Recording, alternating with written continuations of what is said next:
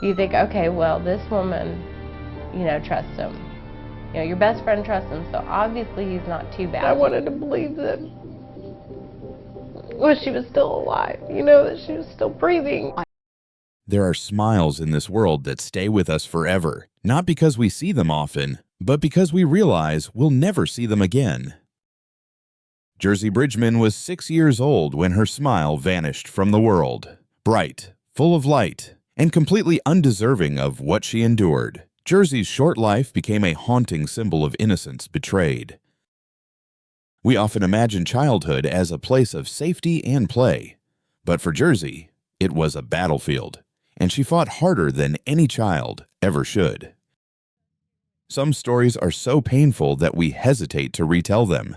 We fear they might be too much for the heart to handle. But this is exactly why they must be told, because behind the facts, the dates, and the court proceedings lies a very human tragedy, one that speaks not only of individual cruelty, but of a failure we all share.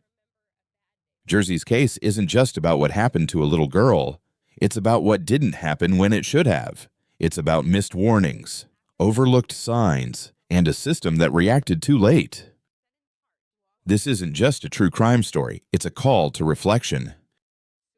We live in a society that promises to protect its most vulnerable, yet Jersey slipped through the cracks, not just once, but repeatedly. The people who should have seen her pain, who could have intervened earlier, were silent or slow to act, and that silence cost her everything. So we tell her story, not just to remember her, but to ask, how many other children are still waiting for someone to notice? By the time Jersey was 6, she had already experienced things no child should ever know. She was forced to sleep on the floor, tied with a belt to a dresser. Her father and stepmother, people who were supposed to protect her, had chosen to restrain her like she was a threat rather than a child in need. They claimed it was to stop her from getting into things. But what kind of household sees a child's hunger or restlessness as a reason for restraint? When she cried that the belt hurt her ankle, it was simply moved to her waist. That decision wasn't about safety, it was about control, about power, about cruelty hiding behind the mask of discipline. As horrifying as this sounds, the real tragedy lies deeper. There were signs. A neighbor saw Jersey chained to a dresser with what looked like a dog collar. Reports were made, but authorities were notified. But somehow, she remained in that home. Why? Because, too often, we look away when things are uncomfortable. Because systems meant to protect children are overworked, underfunded, and sometimes just too slow to respond. And while the paperwork moved, Jersey suffered. Eventually, Jersey's father and stepmother were arrested and sent to prison. It was supposed to be a turning point. She moved back in with her biological mother. People said things were getting better. But trauma doesn't vanish with a change in address. And even love, however genuine, sometimes isn't enough to heal the wounds of betrayal. Jersey was just beginning to smile again, just beginning to believe she was safe. And then came another betrayal. From someone she trusted, someone who had become a regular part of her new life. He was known in the neighborhood, he was trusted, and worst of all, he was close. Jersey's story is not just heartbreaking, it's urgent, because as long as children like her can be harmed under the watch of people who claim to care, as long as systems keep failing to act quickly and decisively, this isn't just a tragedy of the past. It's a warning for the present. And it's up to us to listen. In the town of Rogers, Arkansas, people lived quiet lives, the kind of place where neighbors wave at each other, where small talk fills grocery store aisles, and where the idea of a child being mistreated next door feels unthinkable. But that's exactly the danger. Because abuse doesn't always look the way people expect. It doesn't always scream. Sometimes it whispers. And in Jersey Bridgeman's case, those whispers were overlooked until it was too late. One neighbor remembered seeing a silver chain, something like a dog collar, attached to a dresser. On the other end of that chain, a little girl, Jersey. That image should have stopped everything. That should have triggered every safeguard we claim to have in place. But somehow, Jersey remained there a little longer. Police were called. Reports were filed. And still the system moved slowly. This is where many fail to realize bureaucracy does not work on a child's timeline. When a child is in danger, soon is not good enough. Tomorrow is already too late. When Jersey's father was brought to court, he admitted what he had done. He claimed he used the belt to keep her from getting into things. He spoke of child gates he couldn't afford and sleepwalking he couldn't control. But let's be clear, no financial struggle can justify tying a child to furniture. No concern about safety should lead to chains. These are not parenting decisions. They are acts of control that stem from fear, frustration, or worse, indifference. And in court, as he spoke, Jersey wasn't there to respond. She never would be. Eventually, both her father and stepmother were convicted. He received 18 years. She got 12. It felt like justice in a way. But punishment doesn't erase trauma. And that's something we don't talk about enough, how we assume a jail sentence can magically fix what's been done. It can't. Not for the victim, not for the community, not for the child who still has to wake up the next morning and find a way to smile again. What Jersey needed most wasn't punishment for the guilty. It was protection for herself, and that came too late. When Jersey returned to live with her mother, Desiree, it seemed like the end of the nightmare. She was enrolled in kindergarten. She made friends. She played with her little sister Leah. Her smile returned. But trauma doesn't just disappear because the setting changes. One of the most painful truths about child abuse is how invisible its after effects can be. A child might laugh, might play, might even tell you they're okay. But deep down, there's a crack that hasn't healed, a shadow that follows them into every room, every interaction. We saw Jersey smiling. What we didn't see was what it took for her to keep doing that. Amanda and Zachary Holly lived next door. Amanda was Desiree's best friend. The two families were close enough that when Desiree had to work late, she'd leave Jersey and Leah with the Hollys. It felt safe and it felt right. It felt like a new chapter. But safety, especially for a child with Jersey's history, requires more than familiarity. It requires vigilance, transparency, honesty, and above all, accountability.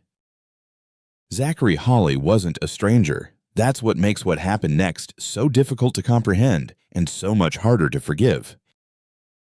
The days leading up to Jersey's final night were ordinary. School, bedtime stories, laughter with her sister, a mother working late, a neighbor babysitting. Nothing seemed out of place. And maybe that's the most heartbreaking part. Because often, tragedy doesn't announce itself. It doesn't warn us. It slides quietly through the back door of our lives, unnoticed until it's already done its damage. On November 19th, 2012, Jersey told her mother she loved her to the moon and back. It was her favorite way of expressing love. And the next morning, she was gone.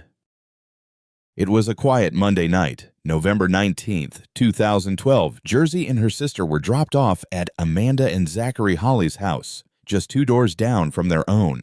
This wasn't unusual. Amanda was Desiree's best friend. Zachary was someone Jersey called Uncle Zach. They had babysat the girls before.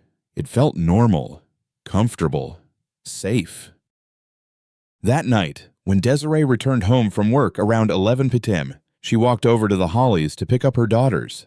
Zachary carried Jersey in his arms back to their home, placing her gently in bed beside her little sister. Jersey stirred briefly, looked up at her mother, and whispered her favorite phrase, "I love you to the moon and back." That was the last time anyone would hear her voice. The next morning, just after 6:30 a.m., Desiree walked into the girls' room. Jersey wasn't there. At first, it must have seemed surreal. Maybe she'd wandered into another room. Maybe she was hiding. Children do that. But as the minutes ticked by and Jersey remained missing, the denial gave way to fear. Desiree called her own mother, hoping for help, for reassurance. But when even her mother couldn't calm her nerves, Desiree looked outside and saw Amanda sitting quietly on her porch. Amanda hadn't seen Jersey either. Then came the moment no parent wants to face. Desiree called 911. In cases of missing children, time is everything. The sooner a search begins, the higher the chances of bringing a child home. Police arrived quickly. Officers searched the house, then the Hollies' home, and eventually the neighborhood. There were no signs of forced entry, no broken windows, no alarms raised during the night. But then, something subtle. The back door of an abandoned house, number 704, was slightly ajar. It was just 2 doors down.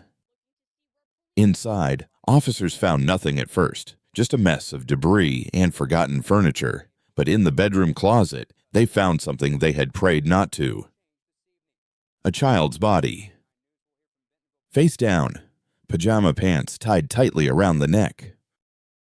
It was Jersey. For her family, time froze. There are moments that define a lifetime, and for Desiree, that moment came when her father was asked to identify his granddaughter's body. She was 6. The police sealed the house. The neighborhood stood still. Balloons from her birthday 6 days earlier still floated near her home. A tiny pink bicycle lay on the lawn. All of it, symbols of innocence, suddenly felt hollow. This wasn't just a tragedy. It was a betrayal, and it came from within the tight circle of people they thought they could trust. Within hours, the FBI joined the investigation. Police began interviewing anyone close to Jersey, neighbors, friends, known offenders in the area. And of course, the Hollies. Amanda repeated the same timeline Desiree gave. Jersey had been picked up, walked home, tucked into bed. But it was Zachary's interview that raised subtle red flags. He claimed he woke up at 3:35 a.m. with a stomachache and walked to the nearby Easy Mart to buy medication. Surveillance footage confirmed his presence there. It was a solid alibi on the surface. But the timing was just odd. Who walks to a gas station in the middle of the night while babysitting a child who had been sleeping under their roof just hours earlier? Sometimes in true crime, investigators talk about the gut, a sense that something doesn't add up. And for detectives in this case, Zachary's story, though technically consistent, didn't sit right. They noted the behavior, the timelines, the gaps. They asked him for his clothes. He handed them over. They asked for a DNA sample. He gave it. He cooperated. He was calm. And still, something felt off. In situations like these, the tragedy isn't just in what happened. It's in how many chances someone had to walk away, to not do the unthinkable, and chose not to. The autopsy came the next day. It confirmed what many feared. Jersey had died from strangulation. Worse still, the medical team uncovered evidence of severe trauma. It was devastating. Not just because of what had happened, but because of who it had happened to. Jersey had survived so much already. She had smiled through pain. She had shown love despite betrayal. And in the end, her life was taken by someone who stood beside her mother with a smile, someone who wore trust like a mask. In many crime stories, the guilty flee the scene. They vanish, avoid questions, disappear into the night. But Zachary Holly stayed. He stood behind the yellow police tape. He hugged Jersey's family. He comforted neighbors. He wore a striped blue beanie and a black jacket, his face visible in news footage, just another concerned neighbor in the crowd. But behind that calm demeanor was a truth he couldn't keep buried for long. And the most chilling part, Jersey had called him Uncle Zach. Bentonville police were smart. They didn't release all the details to the public. They kept specific facts, details only the true perpetrator could know, away from media and even from family. This wasn't just caution. It was tactical. They needed to find out who would crack when those withheld truths were used in questioning. Zachary agreed to take a polygraph. His demeanor didn't change. He claimed he wanted to clear his name. But the moment the test results came in, the story began to shift. Zachary failed the polygraph. When officers told him the DNA evidence from Jersey's body matched his, something inside him broke. "What do you guys want to know?" he asked. He then described what he had done. He admitted to entering Jersey's home that night. He said things no one should ever have to hear, things that will never be repeated here out of respect for Jersey's memory. But one moment stood out. Zachary drew a floor plan of the vacant house where Jersey's body had been found. He showed them the exact room, the closet, the position. Details that only the killer would know. Why do people confess? Sometimes it's guilt. Sometimes it's fear. Sometimes it's the crushing weight of evidence pressing down on a story built on lies. In Zachary's case, it seemed to be all three. He had spent days pretending to be part of the grieving community. He had gone through the motions, hugging, nodding, faking sorrow. But guilt has a way of showing through the cracks. And once he began talking, the mask he had worn so well finally slipped. That evening, Zachary Dwayne Hawley was arrested and charged with capital murder, kidnapping, residential burglary, and, eventually, additional charges reflecting what had been uncovered through DNA evidence. The community was stunned. This wasn't a stranger. This wasn't a faceless threat. It was the man who lived between Jersey's home and the abandoned house where her body was found. He had carried her to bed. He had watched cartoons with her. He had smiled in photos. And behind all of that, he had hidden the capacity to commit the unimaginable. Desiree Bridgeman was notified just before Jersey's funeral. She had already lost her child. Now she had to face the horror of how it happened and who had done it. For a parent, there is perhaps nothing more disorienting than realizing you placed trust in someone who betrayed it so completely. There are no words that can prepare you for that. There is no manual for mourning a child taken so brutally. And yet, through the numbness, Jersey's family stood strong. For her, for justice, for every child who needs someone to fight for them. At Rollins' funeral home, hundreds gathered to say goodbye. Purple ribbons, the color Jersey loved, hung on trees and doors. Children from her kindergarten class wore purple in her memory. The school brought in counselors. Older students struggled the most. Some wrote letters, others drew pictures. And while no drawing or candle could undo what happened, it was clear Jersey mattered. She was remembered. She was loved.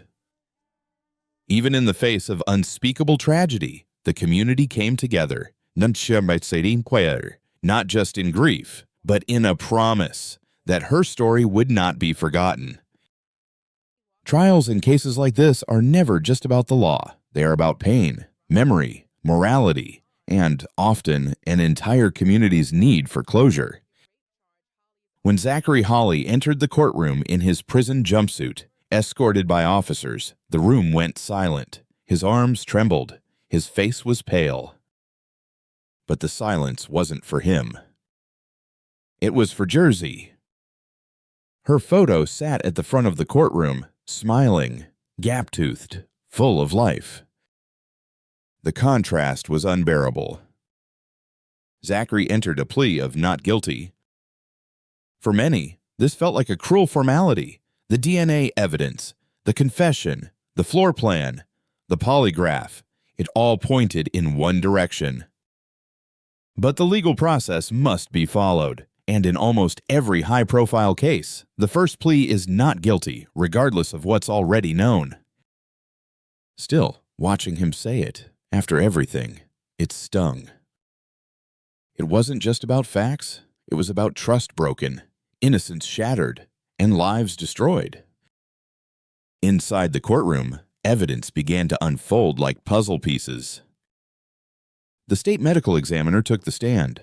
His words were calm but heavy, signs of strangulation, defensive injuries, retinal hemorrhaging, a panic that lasted perhaps 60 to 80 seconds. He described the pajama pants used to silence her. He described how her necklace, one she made at school, was tangled in the fabric. And then he paused. "I knew the cause of death," he said quietly, "as soon as I opened the body bag." That sentence hung in the air like a blade. Next came the scientists, the forensics team, the cold, technical voices that carry undeniable truth. Sperm cells were found on Jersey's body and clothing. The DNA was tested and matched to a scientific certainty with Zachary Hawley. This wasn't just strong evidence.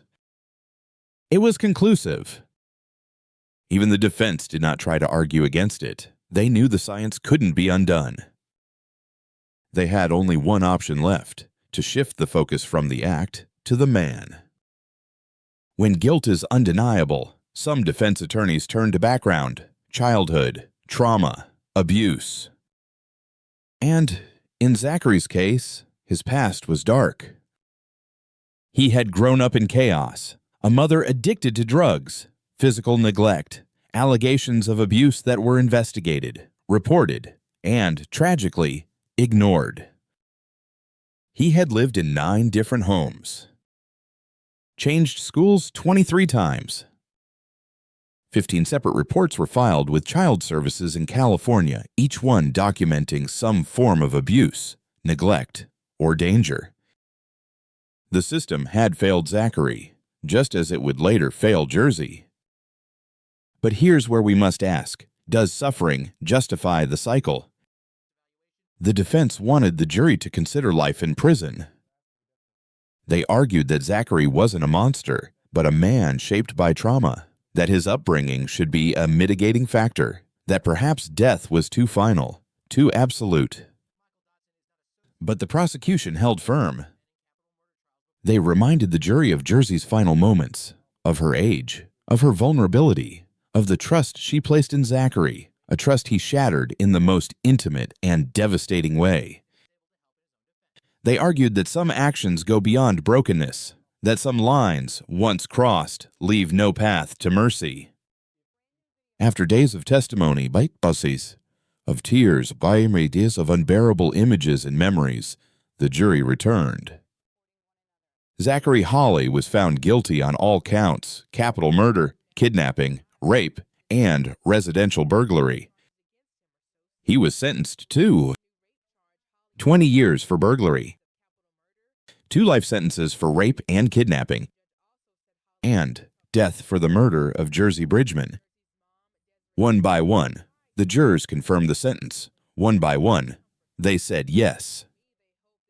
In that moment, justice was spoken. But peace is another story.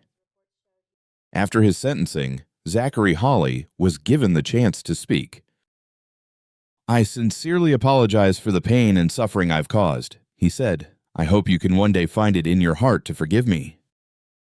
But forgiveness is a mountain not easily climbed, especially when a child's life has been stolen in such a devastating way. For many in the courtroom, his words rang hollow, too late, too convenient, too calculated. Sometimes, apologies are not for the listener. They're for the speaker, and sometimes they don't land where they're intended. Desiree Bridgeman, Jersey's mother, left the courtroom with family, visibly shaken. In interviews afterward, she spoke of the difficulty of breathing through each day, of waking up without the sound of Jersey's footsteps, of the silence in a house that once echoed with giggles and bedtime whispers. No sentence, no matter how long or final, can erase that silence. Justice may bring accountability, but healing, that takes a lifetime. As expected, Zachary Hawley filed appeals. He argued technicalities, that his confession should have been suppressed, that his background wasn't fully considered, that jury instructions were flawed. He also claimed his attorneys were ineffective.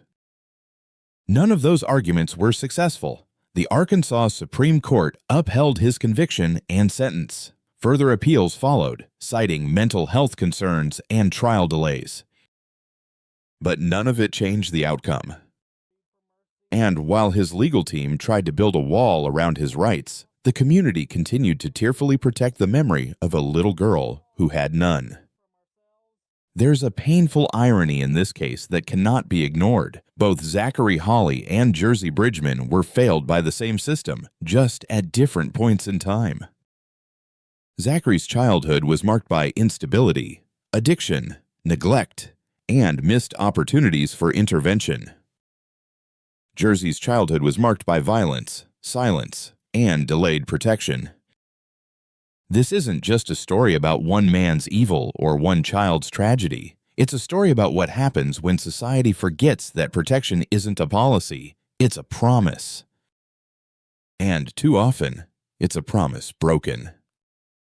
After Jersey's funeral, purple ribbons remained tied around trees, porch railings, and schoolyard fences. Teachers at Sugar Creek Elementary helped their students process the grief. Some children wrote notes. Others asked questions no adult was ready to answer. Counselors stepped in where words failed. The town of Bentonville didn't just lose a child. It lost a sense of innocence. And in its place came a deep, unresolved question. How do we keep this from happening again? Jersey Bridgeman was more than a victim.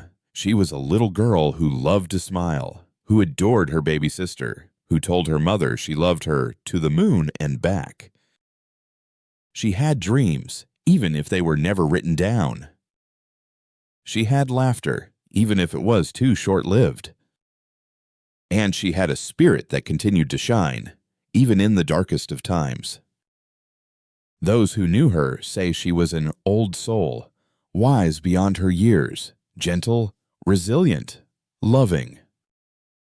We must remember her that way, not because of how she died, but because of how she lived, despite everything.